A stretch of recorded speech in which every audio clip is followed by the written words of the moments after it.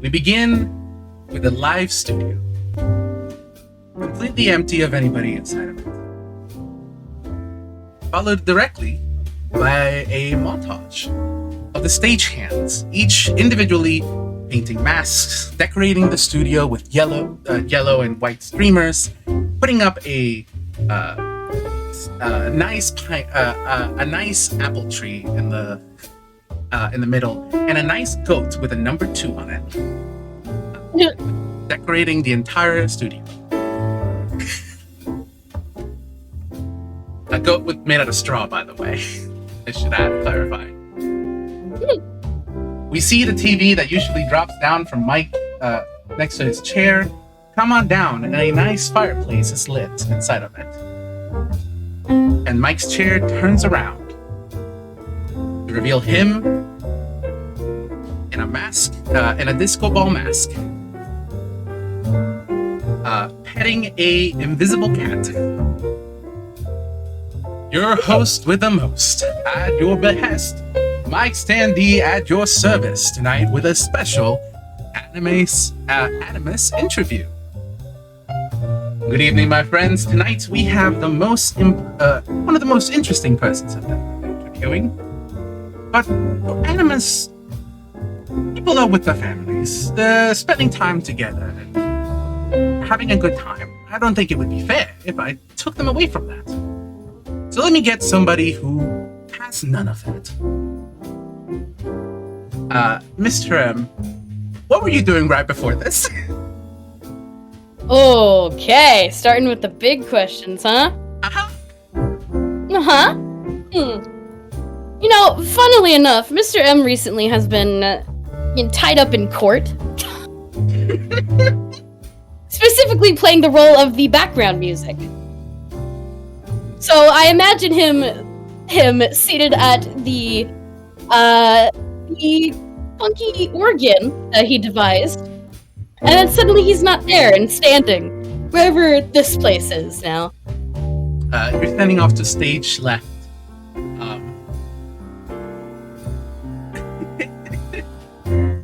You are make sure that your outfit is correctly put on by a bunch of invisible hands next to you, and you're wearing a completely new outfit. If you'd like to post it. Mm-hmm.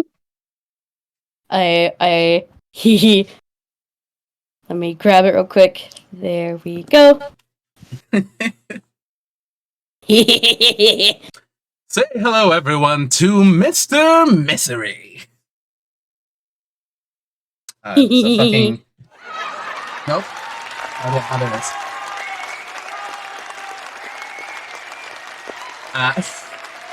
Mr. Evans, you are currently in a live studio with multiple cameras and a live studio audience filled with people you recognize and some of you don't.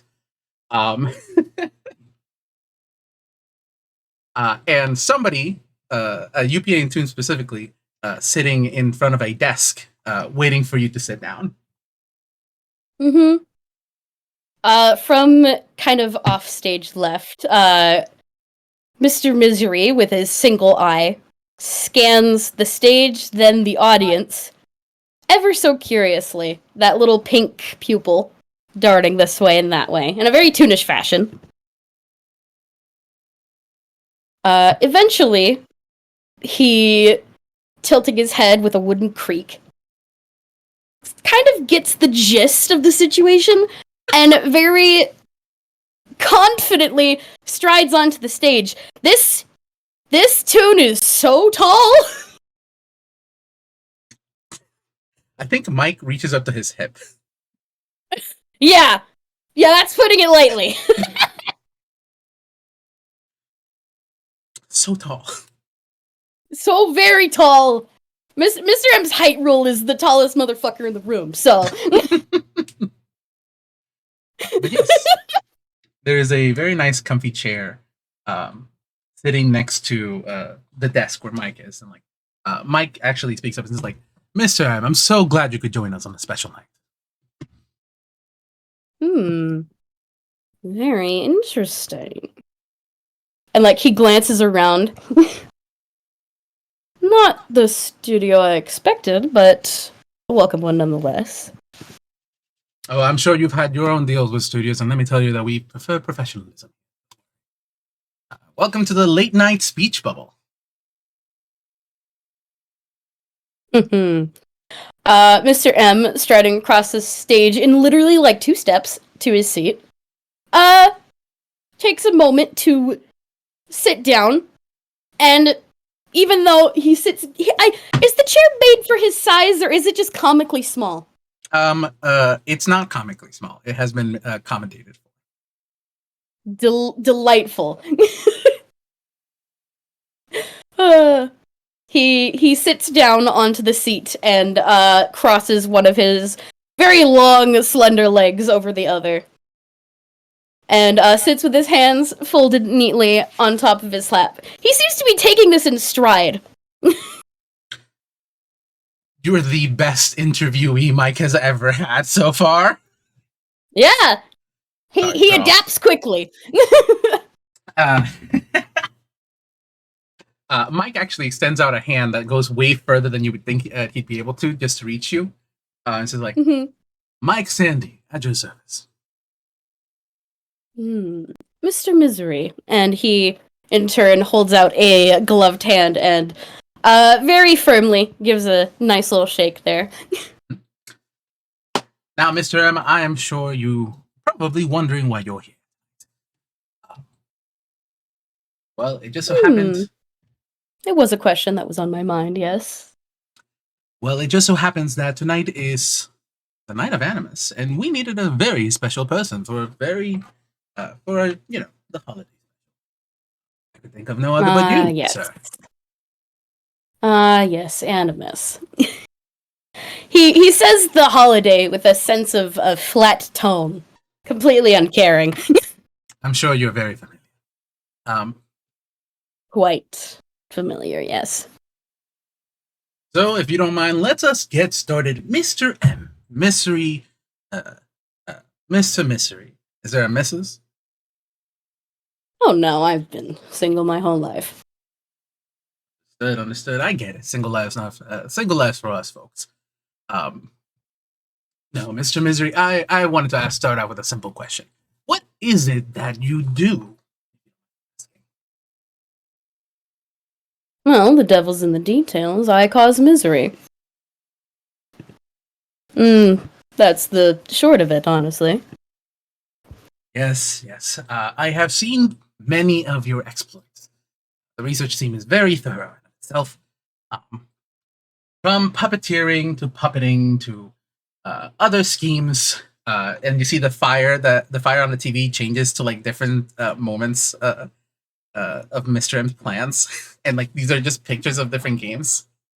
I imagine the montage first starts with like a moment where you see a warlock with a pointed hat stealing something imperative to somebody.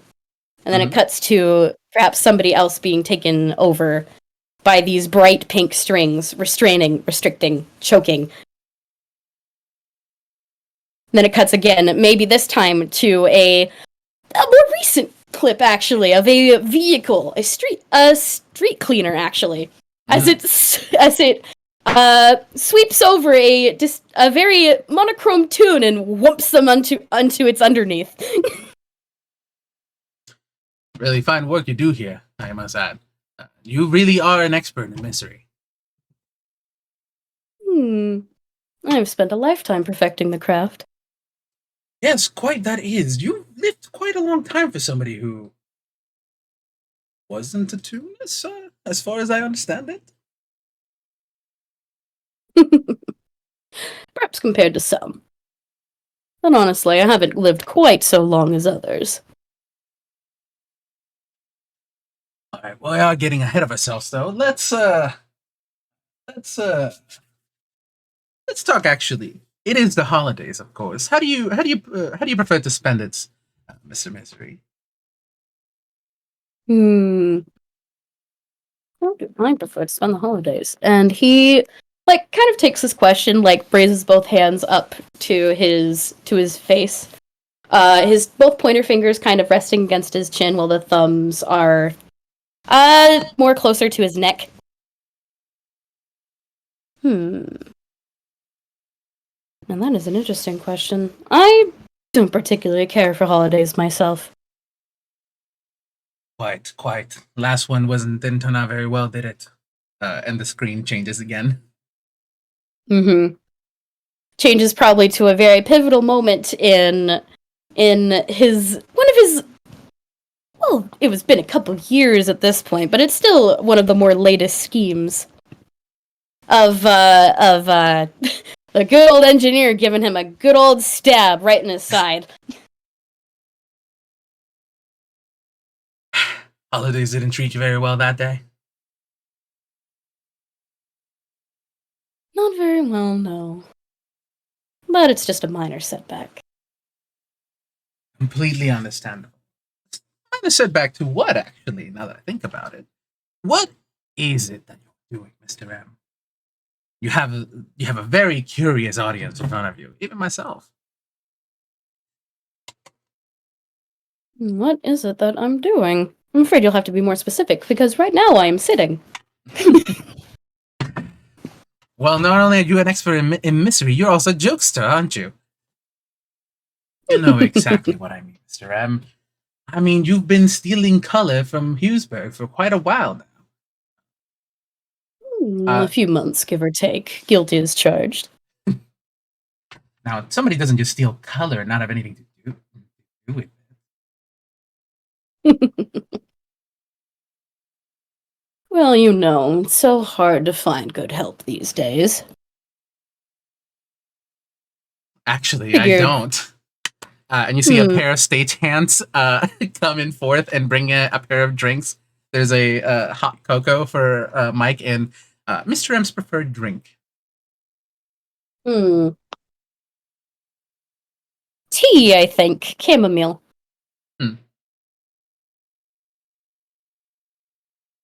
I have plenty of help, actually. Well, I can see that. Well, not all of us are so lucky to have these little helpers of yours. Oh, I can't deny. I am very lucky to have them. Sadly, they're not mine, so. Oh, well then can you satisfy my curiosity and perhaps give a hint as to whose they are? They're the producers, obviously. Who else would it be? I'm not the one who hires them. I only work. Now, this is not my interview. Well, but what's the fun of asking questions when you don't get some asked in return? I am a very curious fellow. Oh, yes, we do know that. Curious from quite a young age, actually. When you, Mr. Mystery. If you don't mind me asking, what was your first name? Not always been Mr. M, has it? He doesn't say anything at first. Instead, there's just like a long wooden creak as he tilts his head to one side. Oh, interesting. Told you, our researchers are the best. Evidently so. I thought I'd pretty much up and buried that little bit of my personal history. No, it just so happens that being able to see through all of time will assist in that. And you see, Mr. M, this is a backwards montage of some aspects of your life, not all of them, leading up to a small wooden wharf board.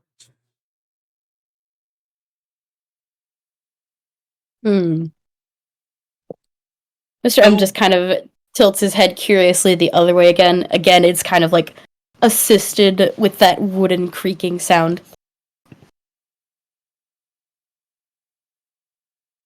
So what was that first name again? First name was Milo. Milo Wood, right? Milo Wood, yes. Now, it brings to say that your previous case of employment was much different than what you do now. Oh, very different. And like he takes like a sip of his tea and lowers the cup onto his lap while the other hand kind of like exaggeratedly makes like an exaggerated animated motion and like starts tapping the side of his face as if he's contemplating, trying to think back all those years ago. It's been an awful long time, hasn't it? Time really does get away from us. It really does. I mean, no, I came from more humble beginnings. We are two sides of the same coin, Mr. Misery.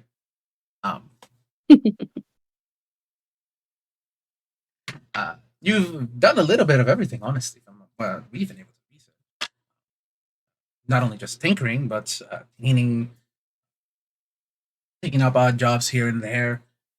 The occasional small little adventure, so on and so forth.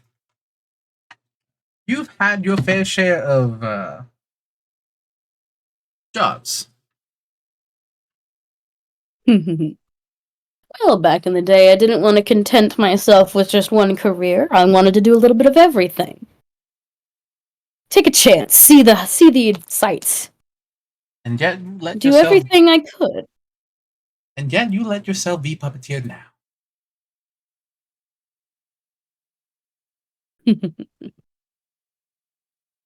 You really have done your research, have you? Quite. Very interesting. Oh, you can't. I can't take any of the credit. It does come from our researchers.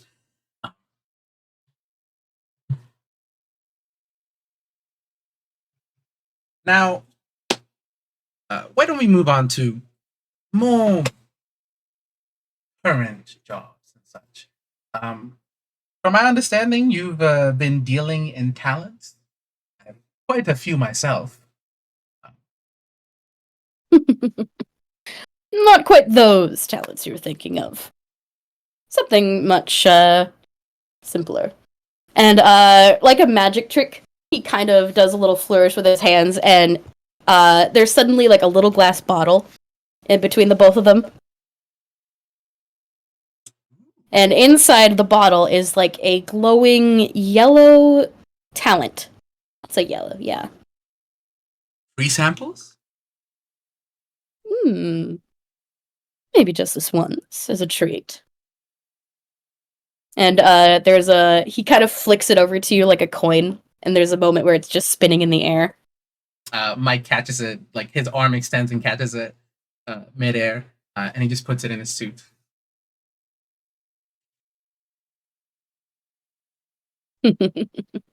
That'll be for later. Now, could you elaborate a little bit? How, what exactly do you do with these? I know you sell them, but how do they work? Do people just drink them? Yeah, quite simple, really. I harvest them. Then, when I deliver them, you simply drink it. And you gain all the experience of whatever talent you've received with none of the work. Right, you've taken quite a bit, and well, I wouldn't say you. I'd say somebody else has for you, and a small image of, oh my god, a much younger Tally shows up on the screen. Yeah. Taken them from quite a few places and sold to others. And an image of Primrose appears, followed by the image of it being sold to another UPAN figure, from my understanding. Actually, the figure would have been, it would have been, are they UPAN? No. I believe so. Oh, yeah, no, you're right. You're right. I was misremembering. Me, Avi. It's fine. Not describing in much detail for clarity's sake. I might, who knows? Maybe I'll hold an interview with them. No.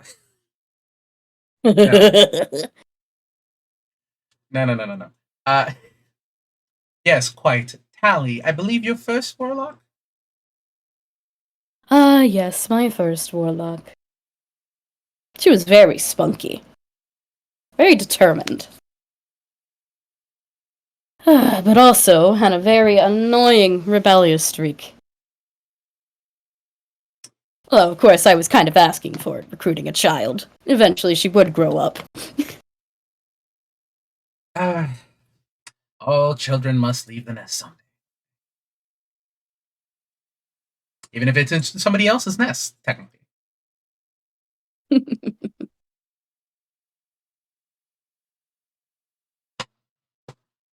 Would you like a refill on your...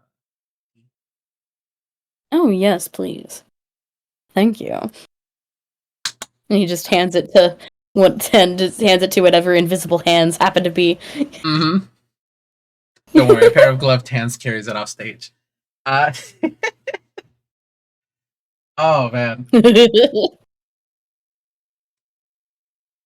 Sorry to be jumping all over the place, dude. You know how it is. You gotta go with the flow of how things work. Lean into the tropes and whatnot. I understand. Quite. So, Hughesburg, stealing color, all of that. Yes. Got it. You never answered what it is you're using it for. You're looking for help, is what you were saying. Oh, yes, I was leading up to that. As I said, it's very difficult to find help nowadays, so I figured, I don't know, why not make it? Make it? I've heard of robotics and such, but however would you make help out of color? Well, now that would be spoiling the surprise, wouldn't it? Then again, I am here to answer questions, and you have asked. Why don't I answer your question with another question?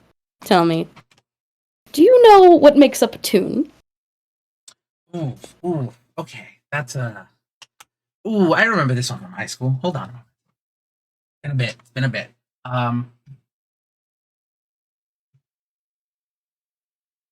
Well, according to the definitive nomenclature of animation, a toon score is made out of color, light, sound, and inspiration. Right, you are. Color, light, sound, inspiration. Each of these are imperative for a toon to simply exist. I'm imagining. And of course, screen, I could. By the way, there's a science there's a like a scientific diagram. Yeah, yeah, of what a toon is made out of.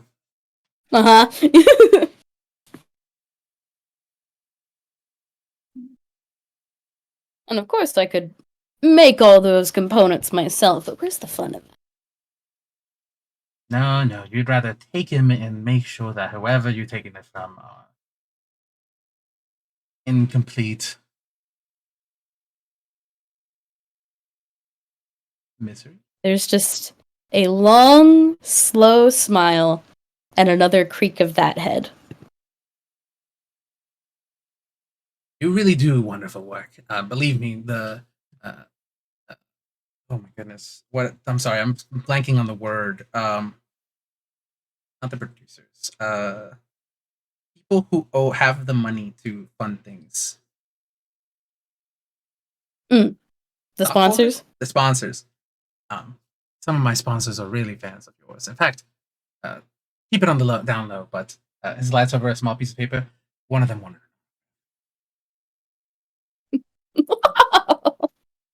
Of course.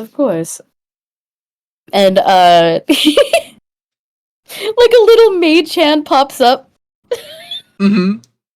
It's hanging from a like string. It signs the thing. Yeah. Wonderful. Sorry about that. And just folds it and tucks it into his pocket.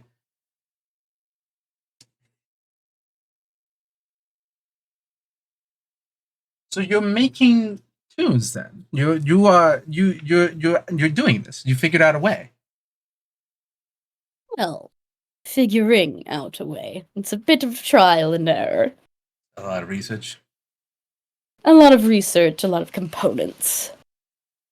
I've been stealing color for quite some time because I need so much of it. Do you know how hard it is to find a proper color scheme? I mean, I'm mostly black and white, so...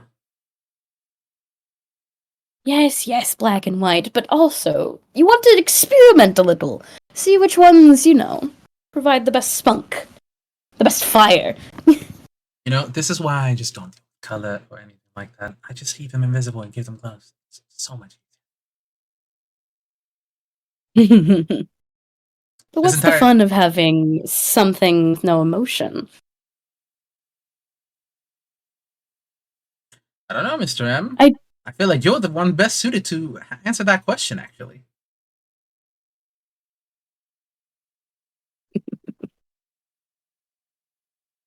Well, when it comes to what I do, I have an enjoyment for snuffing out that light.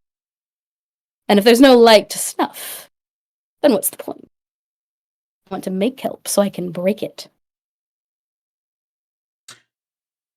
I can see why that sponsor to you. Makes sense, actually. Makes a lot of sense. Mike just thinks for a little bit.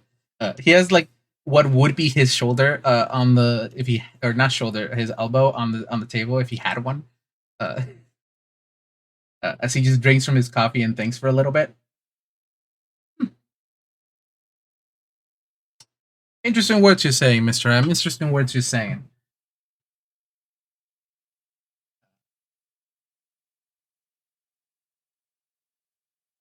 Oh man. Sorry, give me a hot minute. I think like in this brief pause, Mr. M reaches over to the side where he fully expects the teacup to be now that it's been long enough. Yeah. Doesn't even look. That is where the teacup is.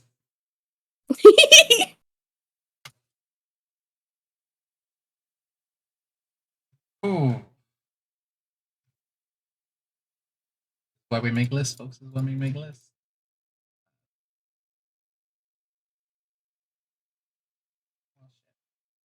So now we've talked about what you're doing now. Let's talk about a bit of your past, Mr. M. It is Animas. And we know for a fact last Animas did not treat you very well. What was the plan there? Well, I think Mr. M takes a moment to think long and hard. I'd call that situation testing a partnership, specifically a business one. Right. The Yakuza, if I remember correctly. The Yakuza, yes. Those folks with the affinity for pinstripes. Ah, yes, quite. I've seen and read up a lot on this Jester fellow you've been with. It's weird seeing all of this footage from your past. I can't help but notice that your voice changed quite a lot. Do you have any comment on that? Well, I'm a toon now, aren't I? Sometimes we change voice actors. Couldn't agree more. My last voice actor was Australian. Oh, that must have been a riot. Quite. I'm sorry. But now I'm imagining Aussie Mike, and I'm just like, oh, fuck.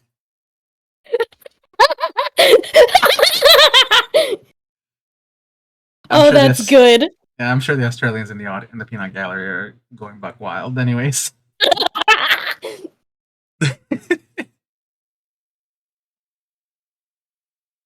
Yes, testing out a partnership.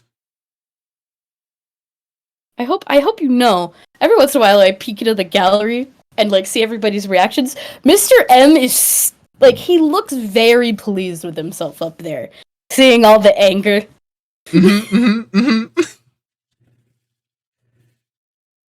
Oh, if anything, this is like a buffet of misery for you.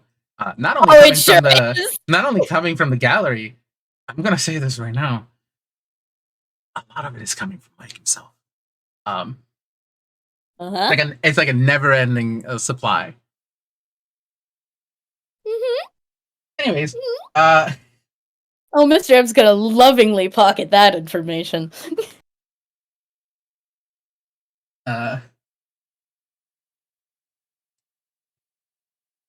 oh, sorry, my brain. The problem with playing this character for so long is that I have to fucking rewire myself. That's fair. Oh, take your time. Think your questions. We have all the time in the world, as far as I understand. Oh no, time does pass here. Everything you're experiencing, all the time that we're currently talking for, has passed over where you were, over where they were, looking at the audience. Oh, interesting. Well, that's going to make that one situation a bit interesting. And he looks very pointedly at a certain section of the audience and gives a little wave.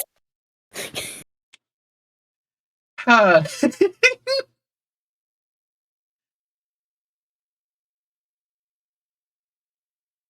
oh my goodness.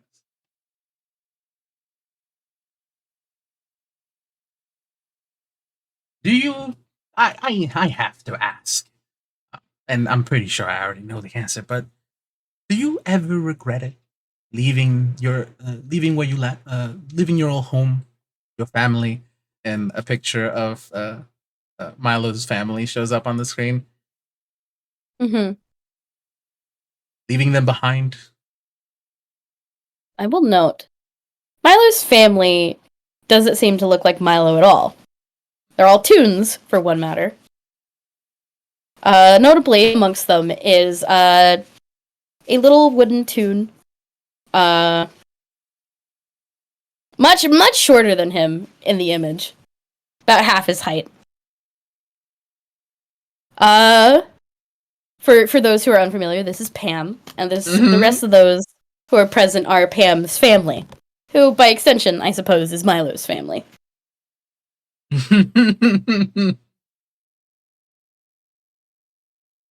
mean, leaving that old town with a clock tower must have been quite quite a decision.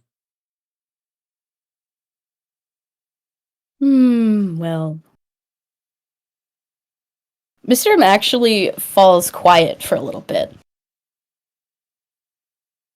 And, like, while his expression has been mostly, like, smarmy smirks and, big old grins, it's now kind of thoughtful. As if he's, like, trying to think on what he was feeling during that time.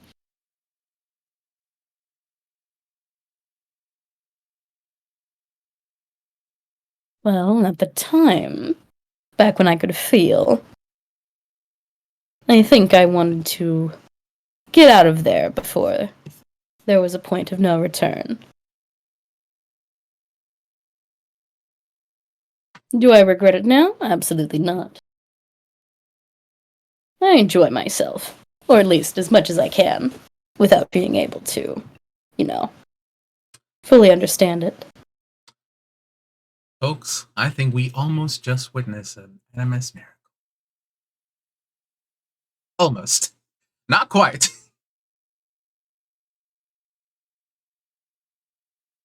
Oh.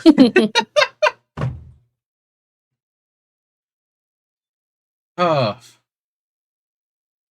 And he's just like, he just claps to the stage hands to get him more coffee. Mm-hmm. So, currently, no Hallie has left as a warlock. I'm sure somebody else is taking up on the job, haven't they? Oh, somebody very lucky. I tried a few different approaches at my new warlock. First, there was, good old Hodgepodge. They were a bit of a failed experiment. They show up on the screen. Hodgepodge! Mm-hmm. In the... certainly does look like a hodgepodge. Mm-hmm. I don't have art of them anymore, but I can give a description Wait, to any toon in the audience. I remember Hodgepodge. Oh yeah, no. To any toon in the audience, it is quite the set of body horror. Because this is a toon that looks like they were comprised of several other styles, perhaps even several other toons. Or at least their body parts. A Frankenstein's monster, as it were. A wooden chest, a rubber hose arm, a worn leg, a UPA face. Truly amazing work. The first attempt to prototype, but nothing more. When it came down to the nitty-gritty of it, they didn't have the passion.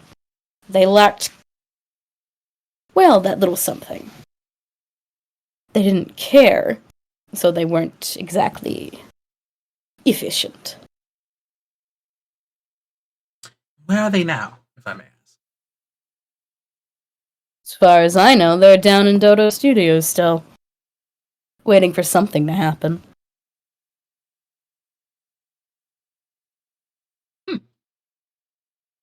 Then again, I separated my connection with them long time ago, so I haven't the foggiest idea where they are. Does Abby know, if I may ask a question? Abby does not know. Abby does not know. Okay. This is my way of asking, like, I'll put up a Hodgepodge on the screen now, see what they were doing, but no, if we don't know, we don't know. We don't know. We just don't know. Mm-hmm. But yes, first experiments. What about now? No, I went for something a little bit more different than my usual approach. Obviously, you know my origins. Little Warforged creation. I figured if a toon isn't cutting it out for me currently, why not start with something like that? It took quite a while to perfect her, but eventually I made Aspen, my current warlock. And is Aspen in the audience with us tonight? And are they, Abby? Yes, they are. You see a stage light show up on the audience seat where Aspen is.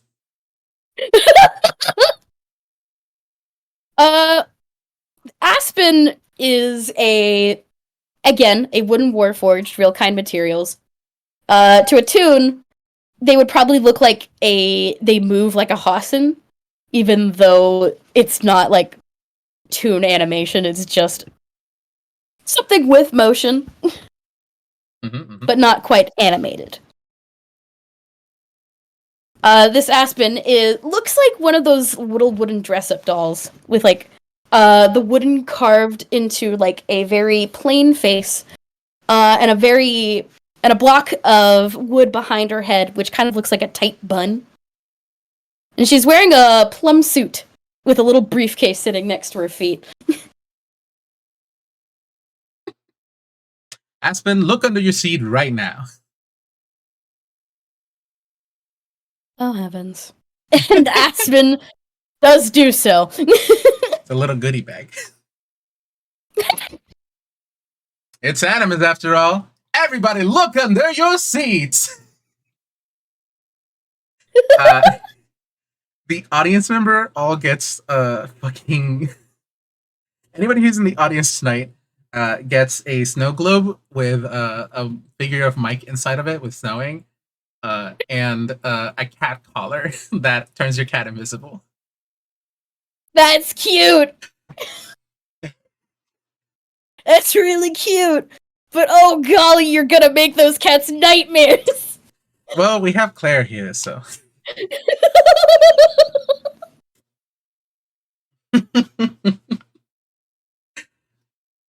Hey, know what I'm gonna say? I never gave anything.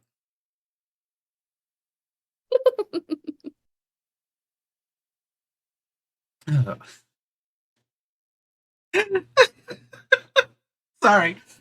Oh god, I've been wanting to do the opera bishops forever. It felt fitting. It felt real real fitting.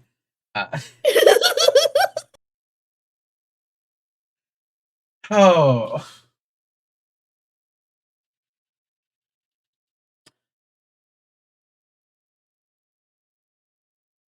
Mr. M, you Oh, no, really please have go done ahead. your research, as I've mentioned, but just how much have you done? Oh, we Curious to know know what you know. quite a bit. Yes, but where Uh, are the limits? What don't you know?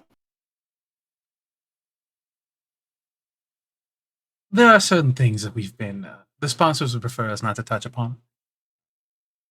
But our research is very thorough. And we'll turn over the screen over to, let's say, Milo's creation. Oh, You'd like to elaborate on that scene? interesting. I think with Milo's creation, it is a scene of this little woodcarver's shop. Notably, the person doing the wood carving is a real kind. I imagine an older fellow.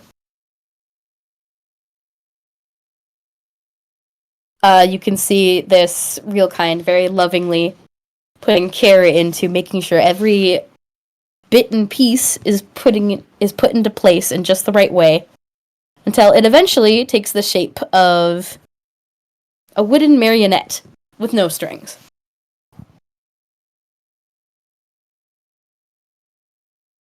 And eventually, after completing it, this little marionette lifts his head and looks around the room very curiously.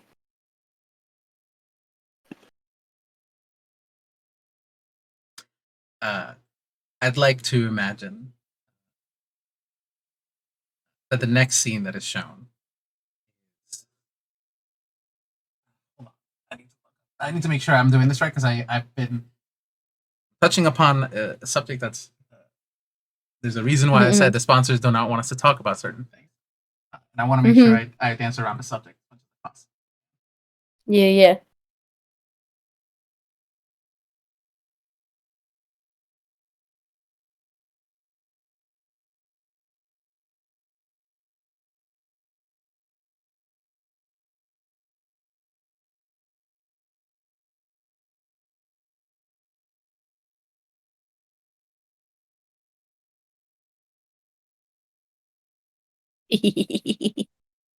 Just this little marionette doll transitions over to Mr. M puppeteering someone else, specifically puppeteering Tally, then Hodgepodge, then Espen, just like uh, in that order specifically. But on those hands, on Mr. M's hands, you can see also strings, and on his legs, and on his head. Double shebang, if you get what I mean. Puppeteer being puppeteer. We know quite a bit, Mr. M.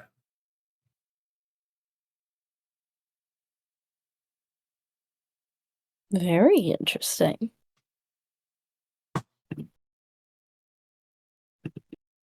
Now, don't think that you're leaving tonight empty-handed. It is after Animas after all, and I feel as though I deserve to give you. Oh, um, I must admit I did not make it myself, but I feel like the sentiment will count still. And from inside, he reaches for a little nutcracker. It's like a little nutcracker doll, but it is styled after Milo would.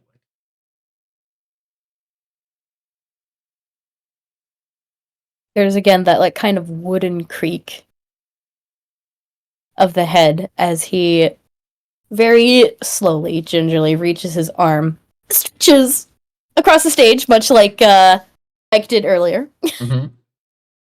and plucks the little nutcracker from your hands and just brings it close and stares at it contemplatively.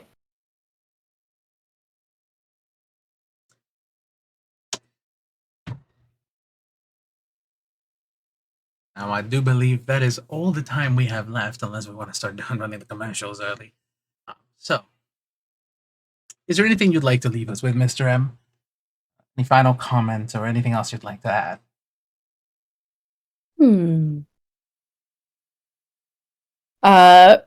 He opens up like the his suit coat for a moment and kind of slips the little wooden nutcracker into his hammer space. Mm-hmm. For a brief moment, everyone can see that scar on his side that the suit has been covering up, the one that the engineer so kindly left him.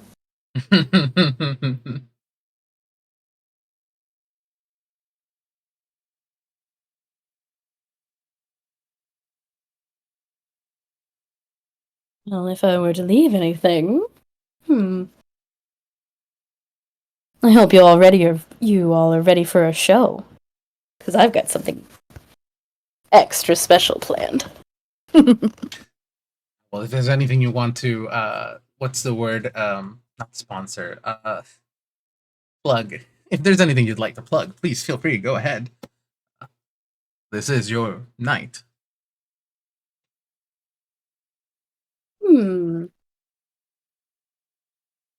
Nothing in particular I can think of. Well, thank you for the offer. It is much appreciated. We'll be... But perhaps if anyone would be interested in speaking to me after this, you know who you are. I would love to have a conversation. Right.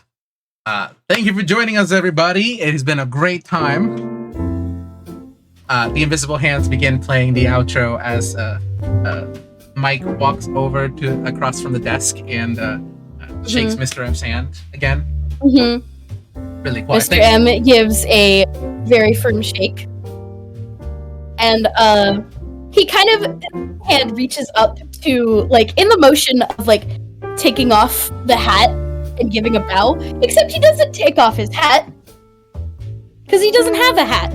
Instead, there's like a snapping wooden crack and a wet squelching sound as he takes off his head and gives a dramatic bow to the audience. Oh, amazing work.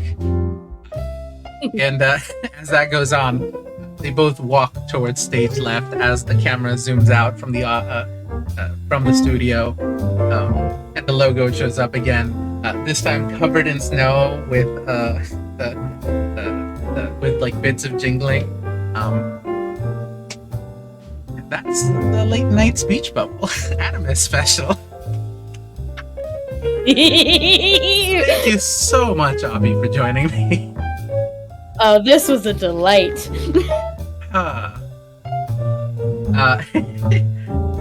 These are so much fun, but they definitely aren't very long. And so I'm glad this was like the longest we've had so far. Oh yeah, for sure. Thank you for anybody who's in the audience. We'll be moving over to Daniel pretty soon. Thank you, Abby. You're a wonderful player. Love Mr. M. But yeah. Bye, everybody. I'm gonna stop. Bye-bye. Stop recording.